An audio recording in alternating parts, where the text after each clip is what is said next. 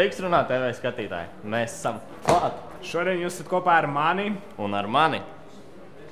Klausies, Mārtiņ, šorīt piecēlos un domāju, ka varētu braukt uz augstskolu kā pasniedzējs, nevis kā parasts mirstīgais. Lieliski, tieši šodien es sarunāju iespēju mums būt par pasniedzējiem. Jā?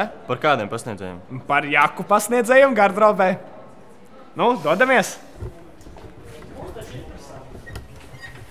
Jau tā, es biju domājis. Rīgas Stradiņu universitāte veikusi aptauju, ko nozīmē kvalitatīva augstākā izglītība.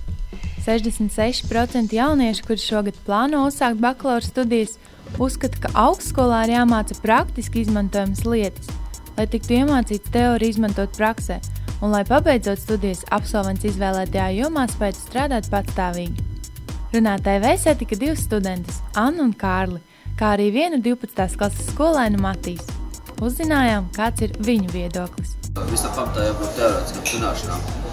Tā kā praktiskas zināšanas ļoti labi papildina teorētiskās zināšanas. Es tam noteikti piekrītu, jo, manuprāt, izjūt ārā no augstskolas topošiem darbdevējiem ir ļoti svarīgi, kādas ir tavas zināšanas.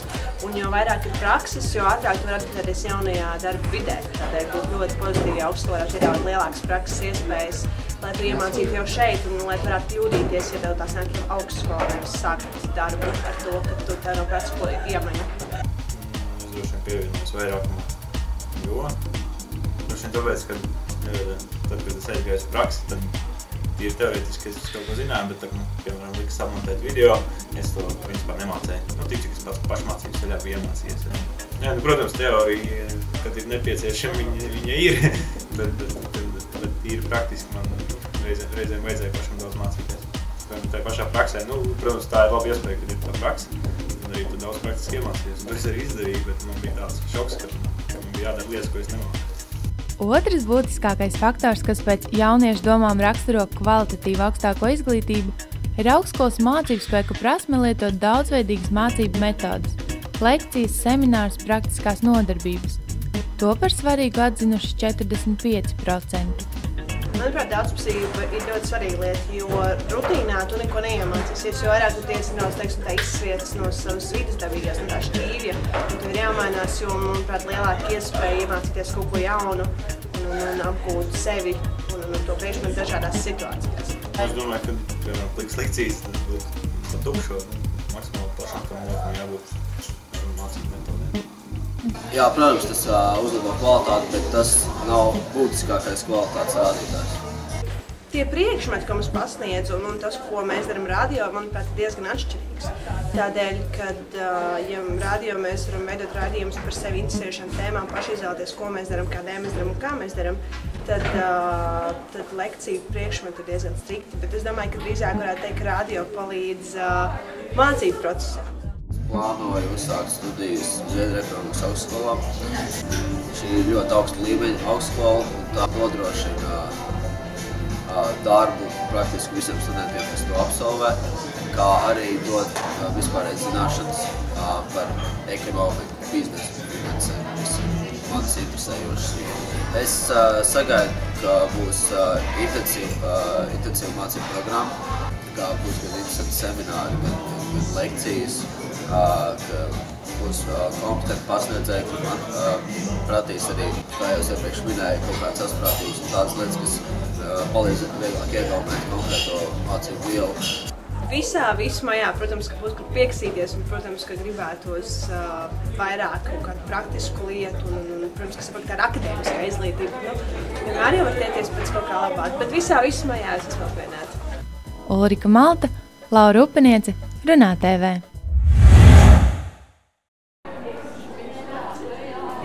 Tūlītās atnesīšu.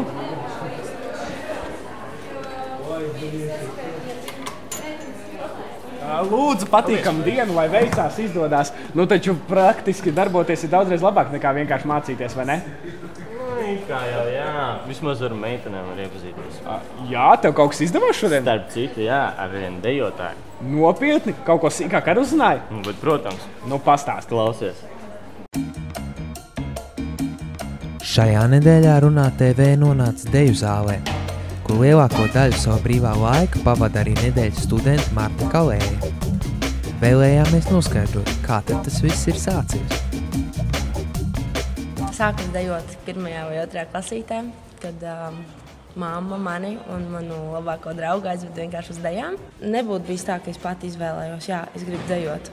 Mamma aizveda un likās tāds, man patīk. Un patiesībā līdz pat šai dienai nav bijis neviens tāds brīdis, kad negribās dejot.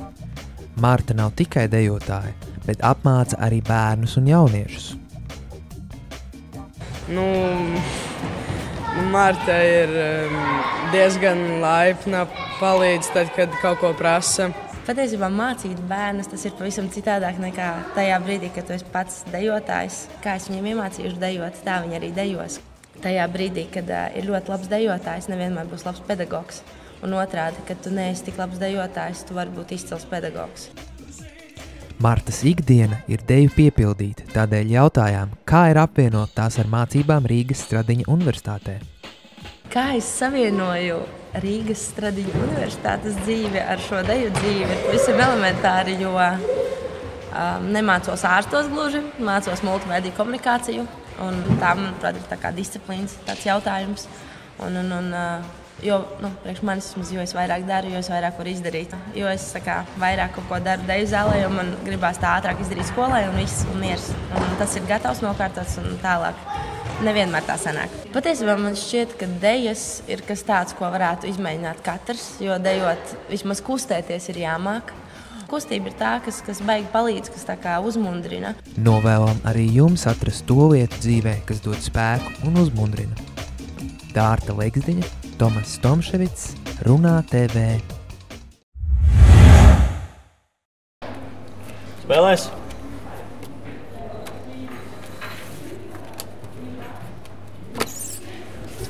Man liekas, ka es šito partiju vinnēšu. Nevai. Labāk uzmini kādu kārtu, es likšu nākamo. Beidz, tas būtu tikpat grūti, kā uzminēt, kāds bija šīs nedēļas jautājums. Šonedēļ uz mūsu nedēļas jautājumu saņēmām daudz un dažādas atbildes. Mūsu jautājums tev, skatītāji, vai tu vari uzminēt, kāds bija nedēļas jautājums? Man nav nejausmas. Viss notiek tā, kā notiek. Ir tāda lieta, tās kosmosa reālisms. Jo vienkārši tas, kā tu sajūti, tas, kā tu izjūti kosmosu caur visu kaut kādu strāvo. Pēc, ka es tā vēlos. Tāpēc, kā tā dzīvē notiek, tā sanāk, ka tieši tā tam ir jābūt. Nē. Dūja.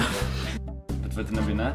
Tā viss attieksme. Tas viss, kas saucamā karma, tas ir indiešiem vairāk tuvākā filozofija, bet tāpat laikā arī latviešiem tāpat laima. Es nespēšu atbildēt šo jautājumu šobrīd. Tāda dzīve ir. I don't know. Tāpat laima iemiesoja tā pašu karmu Gandiju, ja? Nē. Ko tu gribi no manis? Tagad izaušu līdz un es braukšu tieši tur, kur man jābūt. Un RSUs ļoti izplatīts. Tas ir būs jautājums, ziniet. Vajag padomāt. Tāpēc, ka viss iet savu ceļu. Atbildēt jūs jautājumu? Baigi labi. Super. Paldies. Stulbi, ka mūs izdzina, ne? Jā, man arī jau iepatikās. Mēs jau gribējām tikai palīdzēt. Tā ir. Zini ko? Man liekas, ka man vajag tagad uz ambulanci.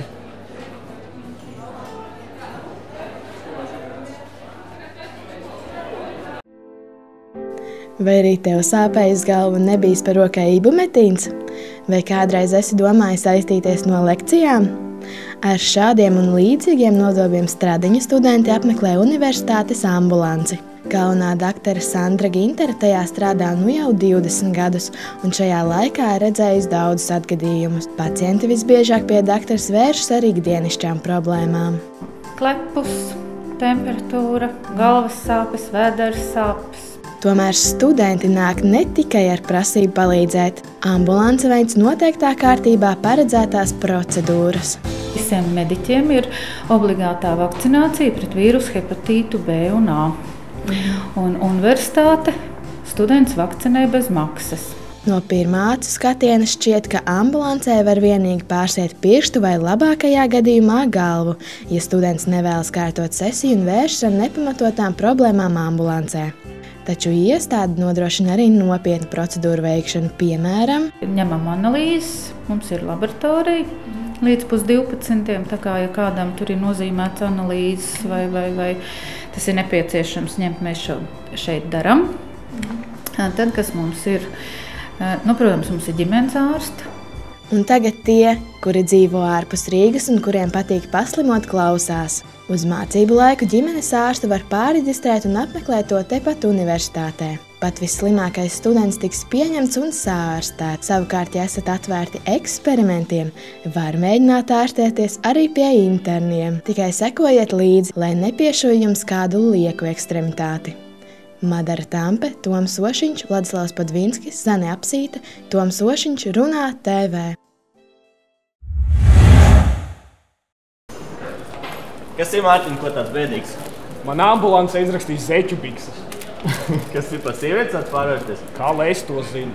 Tā labi, nebēdā, šitos iesmērēsim Laurai izaicinājumam. Jā. Esiet sveicināti izaicinājumu skatītāji. Šonadēļ Laura būšu es, un šīs nedēļas konkursā piedalīsies divas burvīgas meitenes. Tātad pirmais uzdevums jau ir jums uzreiz izvēlēties kādu savu roku. Un ir divas tātad labākais. Ir šis kompatiņš, un te ir šis kompatiņš. Protams, visam vienkārši zeķis fiksīt jaunas, attaisam viens tādu uzlauku galvā, vienā starā ieliekam pa auguru. Jums ir teikuši šeit tieglīši jāapgāžam, kur to ātrāk izdarīs, saņemt galvu no kādā.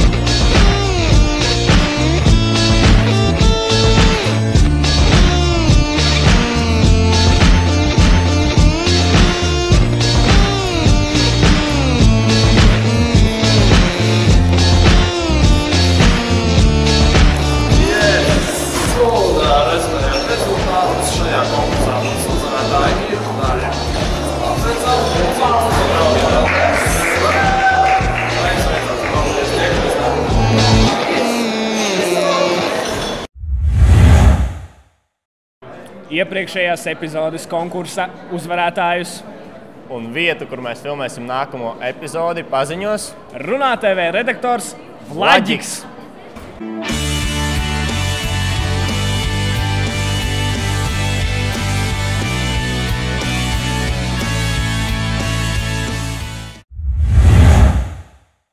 Cienījamies skatītāji, mēs ļoti atvainojamies, ka mūsu šīs nedēļas epizode bija tik haotiska, bet tas viss tikai tādēļ, ka mēs esam zagļi un mūs izdzina no garderobas. Jā, bet ja jums paliek neinteresanti, jūs varat izdomāt šim te ausainim vārdu un atstāt tur zemāk komentāros. Jā, neaizmirstiet mūs abonēt, sakot Twitterī, rakstīt par mums, ieteikt draugiem. Jā. Čau!